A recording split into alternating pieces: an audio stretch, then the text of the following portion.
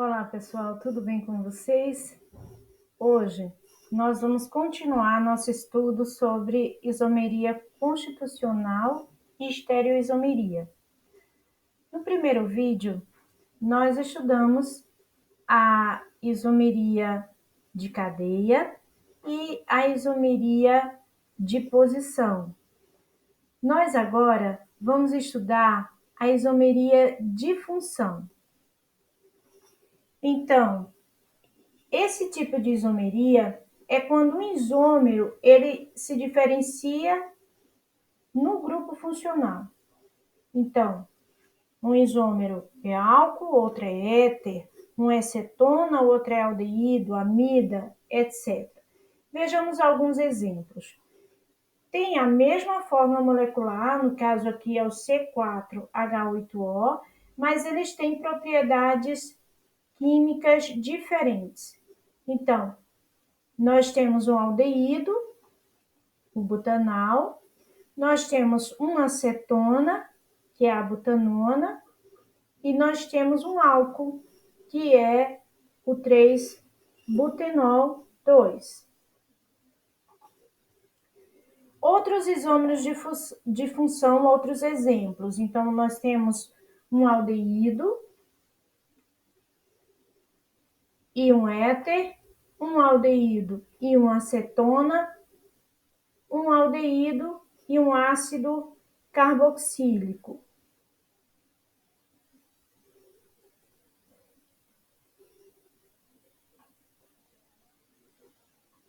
Então, isomeria de função é quando os compostos pertencem a funções diferentes. Álcool, fenol, éter, álcool. Os casos principais de isomeria de função ocorrem entre as funções aldeído e cetona, álcool e éter, e ácido carboxílico e éster. Vejamos mais alguns exemplos. Nós temos aqui o C2H6O, formando o etanol e o dimetil-éter, e o C3H6O, que forma os isômeros propanal, propanona, 2-propenol 1, etenil, metil, éter.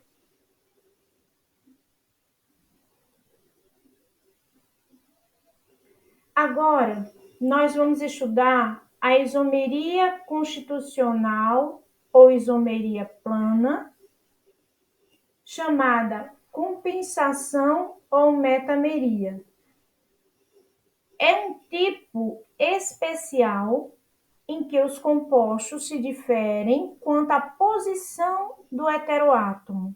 Então, vejam o metilpropilamina, a posição do nitrogênio na cadeia, e vejam o dietilamina, a posição que o nitrogênio está ocupando na cadeia.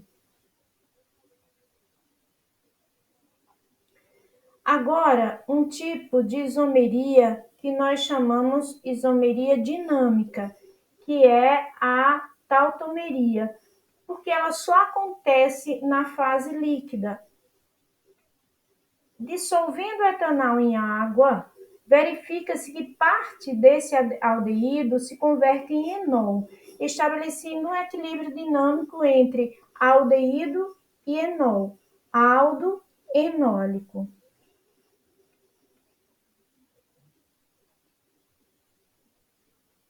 Agora nós vamos conhecer um outro tipo de isomeria, que é a estereoisomeria. Nós temos a geométrica ou cis-trans, que nós também podemos denominar de diastereoisomeria. Nesse caso, os isômeros, eles são reconhecidos e identificados por suas formas estruturais espaciais. Então, vejam dois isômeros aqui, o isômero A e o isômero B. Qual é o nome do composto A E qual é o nome do composto B? Se vocês observarem, é o mesmo nome. Nós temos aí o 1,2-dicloroeteno. Na prática, verifica-se que esses dois compostos diferentes, que têm a mesma fórmula molecular, que têm o mesmo nome, apresentam ponto de fusão e ponto de ebulição diferentes. Um é menos 80 graus, o seu ponto de fusão, e seu ponto de ebulição é 60 graus. O outro é menos 50 graus, seu ponto de fusão, e o de ebulição 48 graus. Vejam, por exemplo, uma substância que é bem característica do limoneno. Essa substância que ela está presente principalmente nas cascas da laranja e do limão, quando ela tem a posição S, ele tem o cheiro de limão, ou seja, essa substância que tem 10 carbonos, 16 hidrogênios, de nome 4-isopropenil ou 1-metilciclohexeno, ou nome UPAC 1-metil-4-propen-2-ciclohexeno. Eles têm a capacidade, a característica de nos diferenciar pelo cheiro a laranja e o limão. Então, vejam que são substâncias muito parecidas, mas que apresentam essa característica tão diferente, que é possível, apenas com cheiro, a gente diferenciar uma substância da outra. Então, ainda pelo primeiro exemplo, nós temos que os átomos, eles podem dispor-se no espaço de duas maneiras diferentes, sem, no entanto, mudar as ligações entre si. É o caso do carbono, que se liga a um hidrogênio e um cloro. Vejam a posição na primeira forma, a posição do cloro está na posição trans, e na segunda forma, a posição cis. Outros exemplos.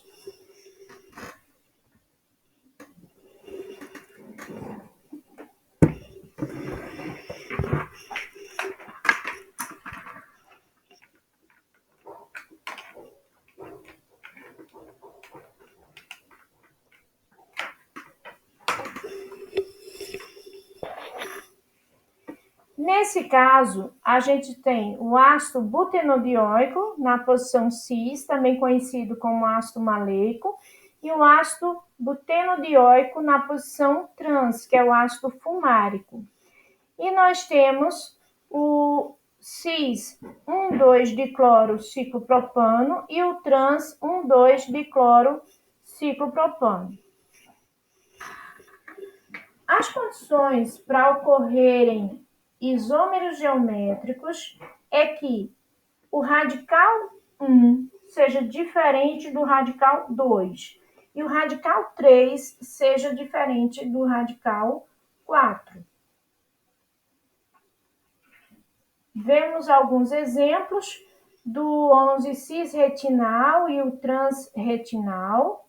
Então, a posição que está o cis-retinal, e uma brincadeirinha que geralmente a gente encontra em post na internet, o transatlântico e o cis-atlântico, indicando quando a posição do isômero é trans e quando a posição do isômero é cis. Agora, é importante notar que o sistema de isomeria EZ, ele é usado no lugar da nomenclatura cis-trans em alcenos, cujos átomos de carbono da dupla possuem um conjunto mais que dois ligantes diferentes. Então, nessa nomenclatura, nós consideramos como átomos ou grupos de átomos ligantes iguais os que apresentam maior número atômico. A letra E vem da palavra alemã Entingen, que significa opostos. E Z vem da palavra alemã zusammen, que quer dizer juntos.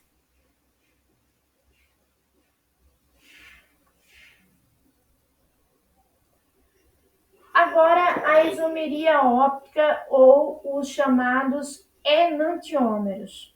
Então, nesse caso, o carbono assimétrico é um carbono quiral e a molécula é uma molécula assimétrica. A atividade óptica de uma substância é causada pela assimetria em sua molécula. O carbono assimétrico é igual, os quatro ligantes são diferentes. Então, isso acontece quando esses quatro ligantes são diferentes. Então, vejamos os enantiômeros, cujas moléculas são imagens espelhadas. Um composto é a imagem no espelho do outro composto e não são sobreponíveis. Não podem ser sobrepostas integralmente, sendo dois compostos, então, diferentes. Então, quando o objeto não é sobreponível, nós representamos, dizemos que este objeto é um objeto quiral. Quiral vem do grego mão, porque esse fenômeno significa que eles são assimétricos, ou seja, eles não são sobreponíveis. Eu não posso sobrepor uma imagem à outra, porque fica diferente. Então, o exemplo é mesmo nossas mãos. Elas são imagens espelhadas, né? Um é o espelho da outra, mas ela é assimétrica. Então, eu não posso sobrepor uma mão à outra, porque vai ficar diferente. Então, elas não se sobrepõem uma à outra. O centro quiral, a quiralidade, geralmente ela ocorre em moléculas que contêm um átomo de carbono ligado a quatro grupos diferentes. Esse tipo de molécula não se sobrepõe à sua imagem no espelho. Com isso, sua imagem ou espelho é outra molécula. Um átomo de carbono tetraédrico que tem quatro substituintes diferentes é referido, então, como centro quiral, como carbono quiral, como centro assimétrico, como centro estereogênico ou carbono assimétrico. Então, ele é frequentemente, quando a gente encontra essa representação, marcado por um asterisco.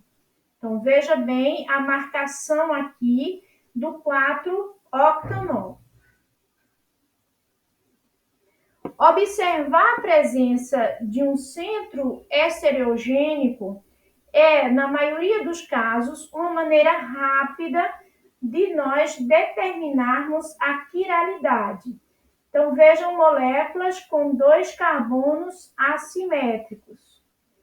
Então, a gente tem enantiomorfos, os isômeros ópticos do ácido 3-cloro, 2-hidroxibutanodioico. Então, eles são antípodas ópticos e a gente tem um racêmico, que é o inativo.